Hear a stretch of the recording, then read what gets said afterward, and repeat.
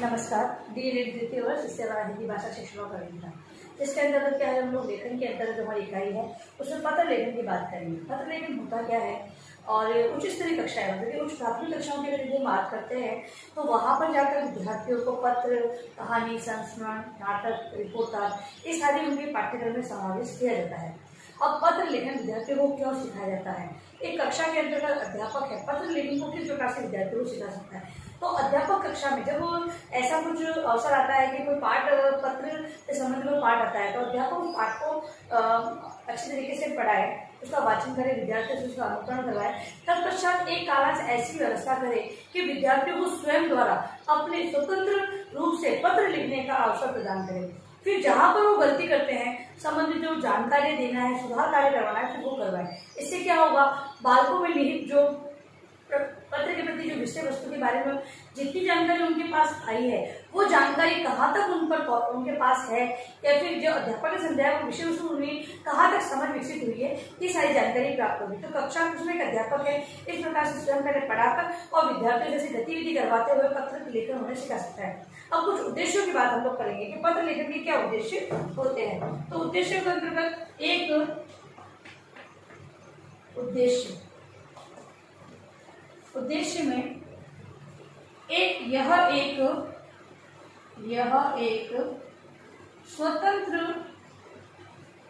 यह एक स्वतंत्र लेखन कला है।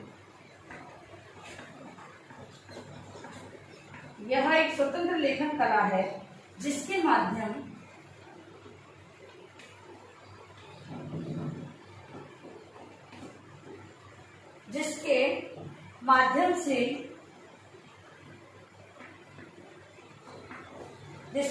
से बच्चों को लेखन के लिए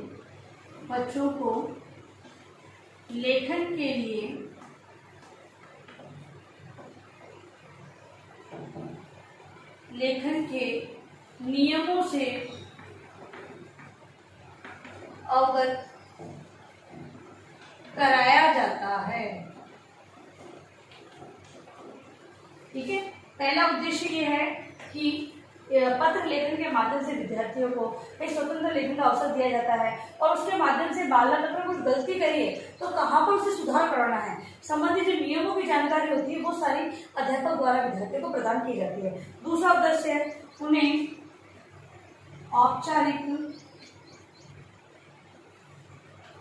उन्हें मतलब विद्यार्थियों को औपचारिक, अनौपचारिक पत्र लेखन के बारे में जानकारी देना।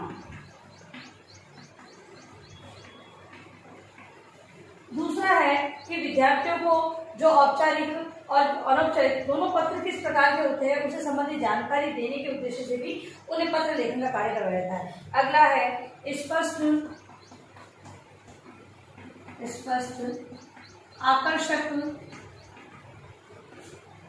आकर्षक और सौउद्देश्य लेखन का अभ्यास कराना। अगला उद्देश्य ये है कि जब वो विद्यार्थी लेखन का कार्य पत्र लिखेंगे तो वो स्पष्ट रूप से आकर्षक जिस प्रकार का लेखन कार्य होता है वो सीखेंगे तथा किसी भी उद्देश्य को आधार मानते हुए वो लेखन का कार्य करेंगे तथा अभ्यास के आधार में विकसित होगी। अगला है विशेषता, पत्र लेखन की विशेषता।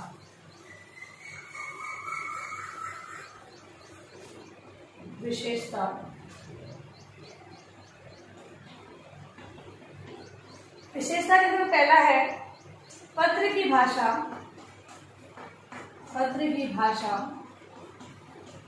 सरल एवं बोलचाल की हो।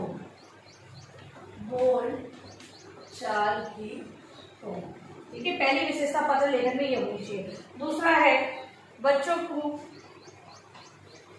है शब्दों के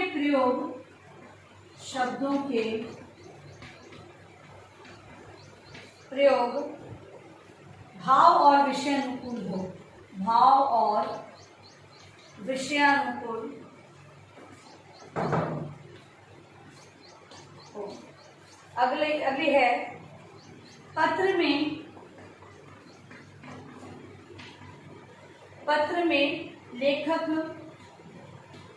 क्या कहना चाहता है, क्या कहना चाह रहा है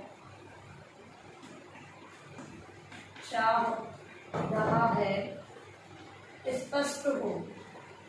ठीक है, अगली विशेषता ये हो कि जो पत्र में लिखना चाह रहे हैं वो स्पष्ट रूप से बताया जाए कि पत्र में क्या बताया गया है। अगला है अप्रिय एवं अशिष्ट भाषा का प्रयोग न हो, अप्रिय एवं अशिष्ट भाषा का प्रयोग न हो। अगली पत्र की विशेषता ये होनी चाहिए कि उसमें भाषा अशिष्ट या जो अशिष्ट भाषा होती है, अप्रिय भाषा हो, ऐसी भाषा का प्रयोग नहीं किया जाना चाहिए।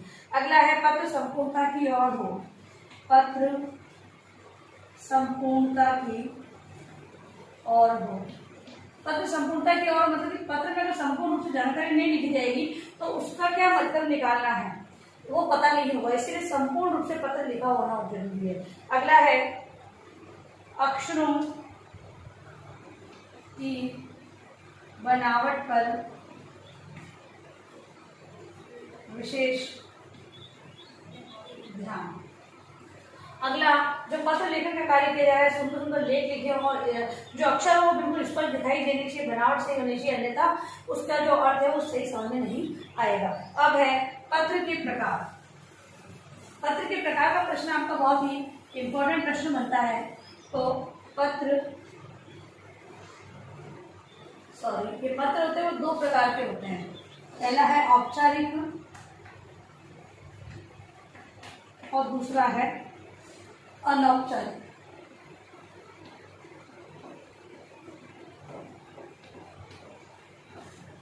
औपचारिक पत्र में सरकारी पत्र, अर्ध सरकारी और तीसरा होता है व्यावसायिक पत्र। ठीक है, इसमें 3 प्रकार के होते हैं। फिर जो व्यावसायिक पत्र है वो 2 प्रकार का होता है, सामाजिक और निजी पत्र। अब जो सामाजिक पत्र होते हैं वो विविध पत्र, दूसरा बधाई पत्र, तीसरा परिचय पत्र, चौथा आमंत्रण पत्र और 5वां है शौक पत्र। समझेंगे, देखिए पत्र है वो औपचारिक, अनौपचारिक होता है। औपचारिक के अंतर्गत सरकारी, अर्ध सरकारी, व्यावसायिक पत्र आते हैं। तत्पश्चात व्यवसायिक के भी 2 भाग है, इसमें सामाजिक और निजी पत्र आते हैं। सामाजिक के अंतर्गत विविध पत्र, बधाई पत्र, परिचय पत्र, आमंत्रण पत्र और शोक पत्र आते हैं। तो ये पत्रों के प्रकार है। आज जो हमने पत्र लेखन के बारे में समझ जानकारी प्राप्त की है उसी को गृह कार्य प्रश्न के रूप में आप लोग लिखकर लाएंगे।